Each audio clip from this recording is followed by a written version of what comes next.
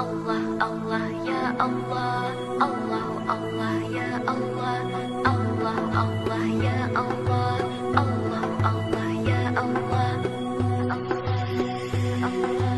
Ar-Rahmanu ya Allah, Ar-Rahimu ya Allah, Al-Maliku ya Allah, Al-Quddusu ya Allah, As-Salamu ya Allah, Al-Mu'minu ya Allah, Al-Muhaiminu ya Allah. Alhamdulillah, Alhamdulillah, Alhamdulillahi Rabbil Alameen, wal-aqibatu lil-muttaqeen. Assalatu wassalamu ala ashrafil anbiya'i wal mursalin wa ala alihi wa sahbihi wan nasi ajmain. Amma ba'd. அஸ்மாவுல் ஹுஸ்னா விளக்க உரை தொடரில் நாம் இன்று பார்க்க இருக்கிற இஸ்மு அல் பசீர். அஸ்ஸலாமு அலைக்கும் வரஹ்மத்துல்லாஹி வபரகாத்துஹு. பசீர் என்றால் எல்லாவற்றையும் பார்ப்பவன், கவனிப்பவன் என்று பொருள்.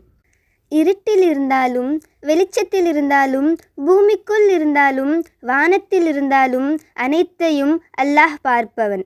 ஒரு பாறைக்குள் ஒளிந்து கொண்டு ஓடக்கூடிய எறும்பையும் நுணுக்கமாக நன்கறிவனாக இருக்கிறான். நாம் கஞ்சாடையில் பேசுவதை கூட அவன் பார்க்கிறான். படைப்பினங்களில் எந்த செயலும் அல்லாஹ் பார்க்காமல் நடைபெறுவதல்ல. பசீர் என்ற திருநாமம் குர்ஆனில் 42 தடவை வந்துள்ளது. எஹ்சான் என்ற வார்த்தைக்கு நபி அவங்க கொடுத்த விளக்கமாகிறது, நீ அல்லாஹ்வை பார்க்காத நிலையிலும் அவன் உன்னை பார்த்து கொண்டே இருக்கிறான் என்ற உணர்வோடு அவனை நீ வணங்குவதே எஹ்சான் ஆகும். மனிதர்களுடைய பார்வை அளவானது. அவனால் அகத்தை பார்க்க முடியாது, புறத்தை மட்டும்தான் பார்க்க முடியும். வெளிப்படையானதை பார்க்க முடியும், மறைவானதை பார்க்க முடியாது. பெரியதை பார்க்க முடியும், ஆனால் சிறியதை பார்க்க முடியாது. பசீரான அல்லாஹ்வே விதிவிலக்கில்லாமல், தடைகள் இல்லாமல் அனைத்தையும் பார்க்கக்கூடியவனாக இருக்கிறான்.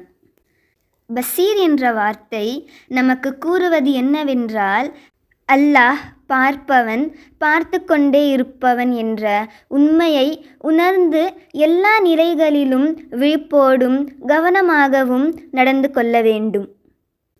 அல்லாஹ் பார்ப்பவன் மட்டுமல்ல, அவன் கேட்பவனும் அனைத்தையும் அறிபவனாகவும் இருக்கிறான் என்பதை உணர்ந்து நாம் நமது பார்வை, பேச்சு, உள்ளம் போன்ற அனைத்தையும் பேணி பாதுகாத்து வாழ முயற்சி செய்ய வேண்டும். அல்லாஹ் பார்ப்பவன், அவனே நமக்கு பார்வை கொடுப்பவன்.